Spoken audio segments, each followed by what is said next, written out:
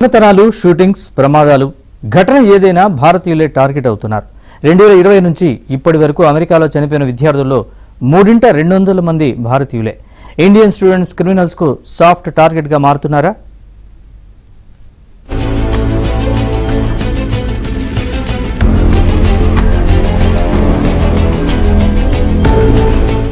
ఏ రోజు వార్త చూసినా అమెరికాలో రోడ్డు ప్రమాదం, తెలుగు విద్యార్థి మృతి, ఇండియన్ స్టూడెంట్ ను కాల్చి చంపిన దుండగుడు లాంటివే కనిపిస్తూ ఉంటాయి.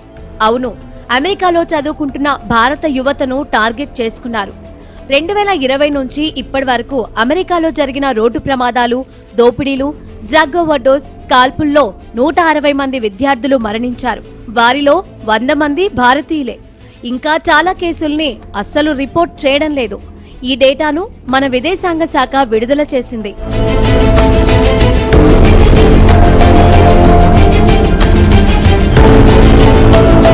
పలువురు ఇండియన్ స్టూడెంట్స్ ను అమెరికాలో కాల్చి చంపుతున్నా వాటిని రిపోర్ట్ చేయడం లేదు.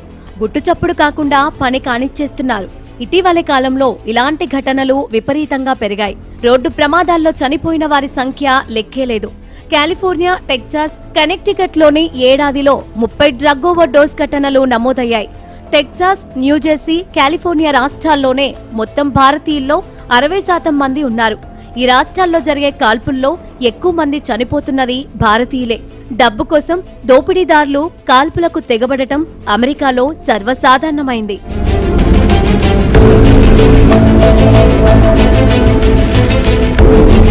భారతీయ విద్యార్థులు ఎలాంటి పర్మిషన్ లేకుండా అనధికారికంగా వర్క్ చేస్తున్నారు. పని కోసం రూరల్ ఏరియాస్ కు సైతం వెళ్లిపోతున్నారని, అలాంటి చోట క్రైమ్ రేట్ ఎక్కువగా ఉందంటున్నారు నిపుణులు. ఇటీవలే హైదరాబాద్ కు చెందిన పోలే చంద్రశేఖర్, మహ్మూద్ నిజాముద్దీన్, రవితేజ లాంటి వారిని అమెరికాలో కాల్చి చంపారు. వారి కుటుంబాల్లో అంతులేని విషాదం నింపారు. అమెరికాలో భారతదేశంలో 4వ వంతున్న జనాభాలో సంవత్సరానికి ఎన్ని మర్డర్స్ జరుగుతాయో అమెరికాలో అన్ని మర్డర్స్ జరుగుతాయి. భారతదేశంలో అక్కడ తుపాకులు, గన్లు ఫ్రీగా కొనుక్కోవచ్చు, లైసెన్స్ లేదు, సిస్టమ్ లేదు, ఎక్కువ వైలెన్స్ ఉన్నదని అందరికీ తెలుసు. దాంతోపాటు ఎక్కువగా భారతీయులు ఒక 8-10 రాష్ట్రాల్లో, 50 రాష్ట్రాల్లో అమెరికా ఎక్కువగా ఉన్నారు, పట్టణాల్లో ఉన్నారు. సో అక్కడ కనపడుతూ ఉంటారు. కాబట్టి అక్కడే వైలెన్స్ ఎక్కువగా జరుగుతూ ఉంటుంది అమెరికన్ పట్టణాల్లో ఎక్కడైతే భారతీయులు ఉన్నారో. సో అందువల్ల యాక్సిడెంట్గా అవుతున్నారు. కానీ వీళ్ళు ఏదో టార్గెట్ చేసి భారతీయుల మీద పడుతున్నాం అనే పరిస్థితి మాత్రం లేదు. భారతీయులతో పాటు తెల్లవాళ్ళు ఎక్కువ చచ్చిపోతున్నారు. అక్కడ మిగతా వాళ్ళు కూడా ఎక్కువ చచ్చిపోతున్నారు ఈ కాల్పుల్లో. అందువల్ల మనం అది ప్రత్యేకంగా భారతీయులు చూసుకోవటం డ్రమాటిక్గా ఉంటుంది, కానీ కరెక్ట్ మాత్రం కాదు. భారతీయ విద్యార్థులు అమెరికా వెళ్లాలంటేనే భయపడుతున్నారు. వారికి వీసాలు దొరకడం లేదు. కొందరికి వీసాలొచ్చినా వెళ్లేందుకు ఇష్టపడటం లేదు. పైగా విద్యార్థి వీసాపై వెళ్లిన వారు పార్ట్ టైం పని చేసుకునే అవకాశం లేదు. మాస్ డిపోర్టేషన్, అరెస్టులు, చట్టపరమైన ప్రవేశాలపై ఆంక్షలతో అమెరికా అధ్యక్షుడు డొనాల్డ్ ట్రంప్ అధికారంలోకి వచ్చిన దగ్గర నుంచి వలసదారులపై విరుచుకుపడుతున్నారు.